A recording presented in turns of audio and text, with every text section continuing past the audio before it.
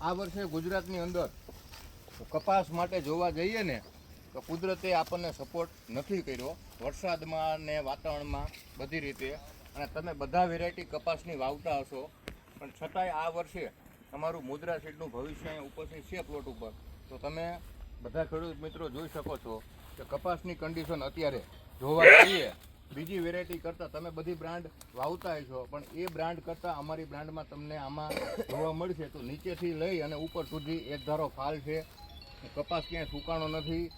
કપાસની અંદર મોટો પ્રશ્ન ગુલાબીયરનો બધાને હોય, ખડાનો પ્રશ્ન હોય છે બરોબર, એના હિસાબે મજૂરનું આપણને મળતા નથી. તો આ વેરાયટીમાં હું એમ નથી કહેતો કે ગુલાબીયર છે નહીં, પણ 99% 1% કદાચ તમને જોવા મળે તો બરાબર. બીજું કપાસની અંદર અત્યારે હાલમાં જોવા જઈએ તો 125થી વધારે પર પ્લાન્ટમાં જીંડવા છે, નવું ફ્લાવરિંગ ચાલુ છે. બીજું ખુલ્લા પ્રકારની વેરાયટી છે, ખીલ્લા મૂળની વેરાયટી છે. અને આ કપાસની મોટામાં મોટી ખાસિયત ખેડૂત મિત્રો જોવી આપણે અત્યારે તો આ કપાસનું બ્રાસ્ટિંગ સારું છે બરાબર. બીજું ઝીંડવું તમને નાનું લાગશે પણ ફાટ્યા પછી એનું બ્રાસ્ટિંગ બહુ સારું છે.